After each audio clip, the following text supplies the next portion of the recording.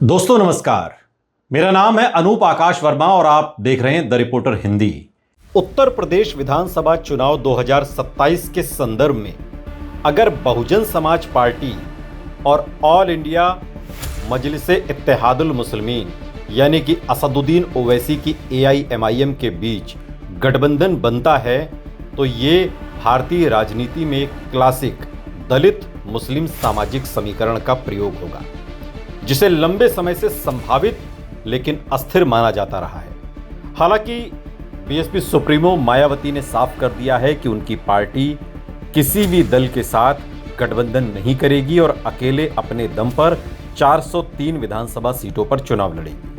असदुद्दीन ओवैसी भी ऐलान कर चुके हैं कि अगर उनका किसी भी दल से गठबंधन नहीं होता है तो वो 200 मुस्लिम बाहुल्य सीटों पर अकेले अपने दम पर चुनाव लड़ेंगे।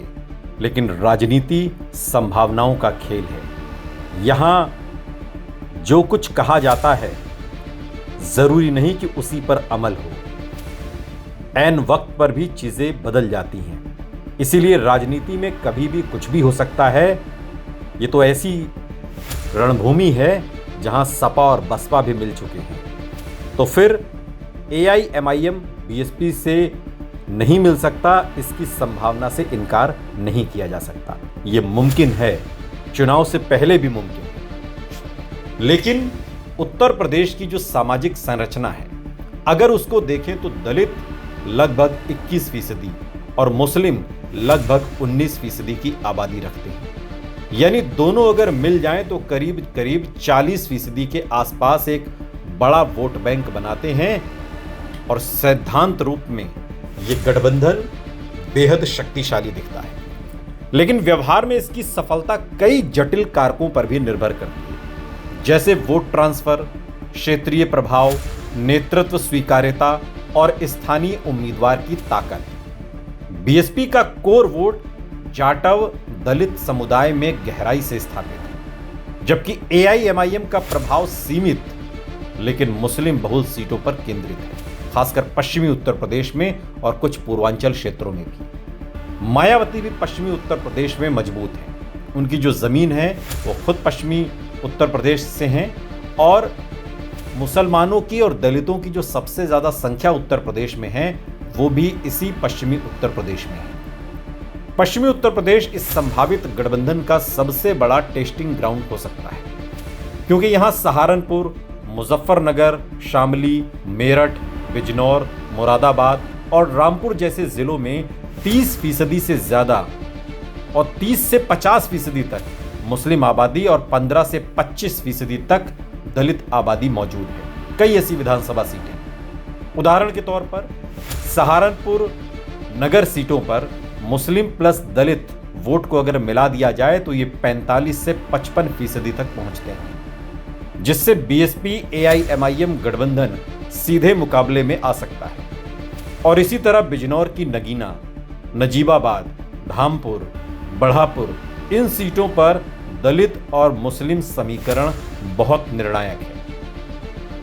यह वो इलाका है जहां बीएसपी को पारंपरिक मजबूती रही है और AIMIM मुस्लिम वोट को संगठित कर सकती है। मुरादाबाद मंडल की मुरादाबाद ग्रामीण, ठाकुरद्वारा, कांठ और बेलारी सीटों पर मुस्लिम आबादी 40% से अधिक है और यहां दलित वोट जोड़ने से ये गठबंधन 25 से तकरीबन 30 सीटों के आसपास एक मजबूत दावेदारी पेश कर सकता है।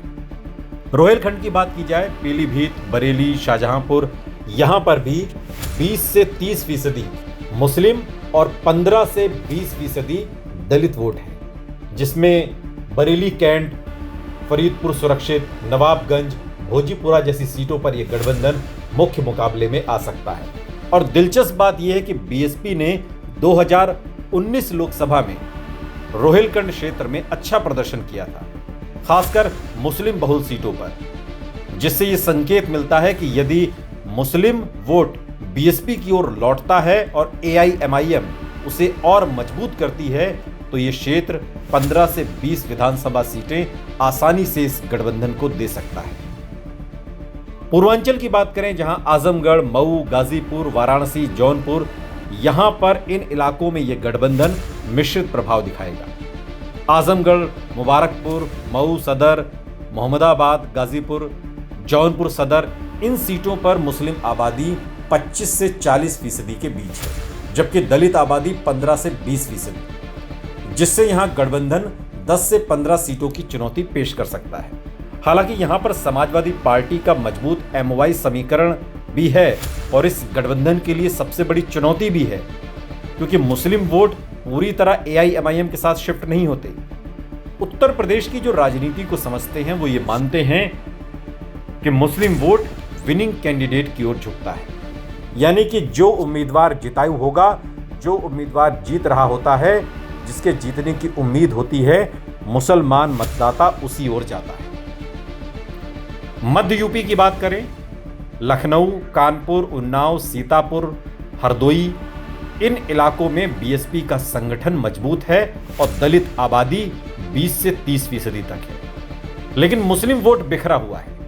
यहां मलिहाबाद सुरक्षित, हरदोई, सीतापुर, मिश्रिक, उन्नाव सदर जैसी सीटों पर गठबंधन 5 से 10 सीटों पर प्रभाव डाल सकता है, लेकिन जीत थोड़ा कांटे की टक्कर होगी यहां पर। बुंदेलखंड, झांसी, बांदा, चित्रकूट, जालौन में दलित वोट तो हैं, लेकिन मुस्लिम आबादी कम है, 5 से 10%, और 5 से 10% होने की वजह से, कम होने की वजह से AIMIM का योगदान भी सीमित रहेगा, इसलिए यहां पर यह गठबंधन ज्यादा प्रभावी नहीं होगा। लेकिन अगर सीट दर सीट संभावनाओं को देखें तो BSP AIMIM गठबंधन लगभग 70 से 100 सीटों पर सीधा मुकाबला खड़ा कर सकता है, लेकिन जीत की वास्तविक संभावना 20 से 40 सीटों के बीच मानी जा सकती है। इनमें प्रमुख सीटें होंगी देवबंद, बेहट, नकुड़, सहारनपुर, नगीना, नजीबाबाद, धामपुर, मुरादाबाद ग्रामीण,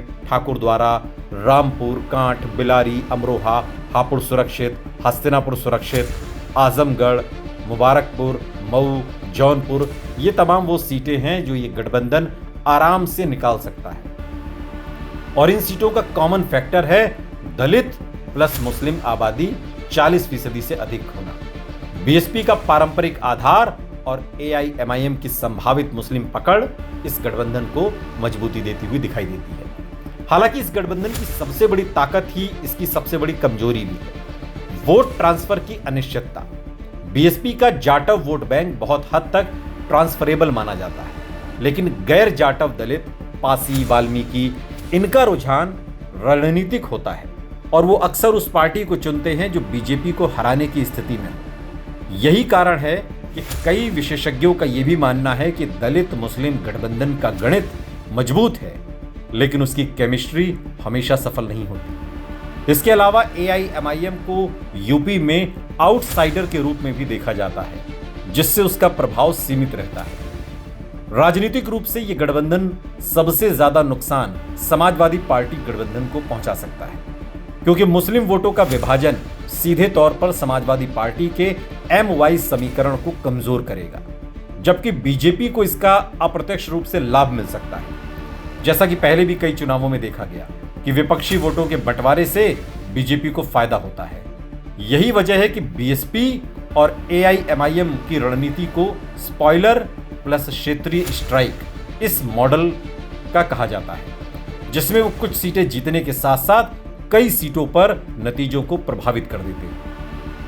यदि BSP और AIMIM का गठबंधन 2027 में बनता है तो ये उत्तर प्रदेश की राजनीति में एक बड़ा सामाजिक प्रयोग होगा, जो खासकर पश्चिमी यूपी और रोहिलखंड में तकरीबन 40 से 50 तक सीटों की जीत दिलाने की क्षमता रखता है और 70 से 100 सीटों पर मुकाबले को त्रिकोणीय बनाकर चुनावी परिणामों को पूरी तरीके से बदल सकता है। यानी कोई भी जीत सकता है, कोई भी हार सकता है, लेकिन इसकी सफलता पूरी तरह इस बात पर निर्भर करेगी कि क्या दलित और मुस्लिम वोट वास्तव में एक दूसरे को ट्रांसफर करते हैं या फिर वो गठबंधन सिर्फ गणित में मजबूत लेकिन जमीन पर कमजोर साबित होता है। फिलहाल तो इस बात का इंतजार है कि चुनाव के ऐन पहले क्या BSP सुप्रीमो मायावती और AIMIM chief Asaduddin Owaisi seat sharing के मामले में इस बातचीत के टेबल पर बैठ सकते हैं, जहां पर दोनों कह सकें कि हम मिलकर चुनाव लड़ेंगे। जरूरत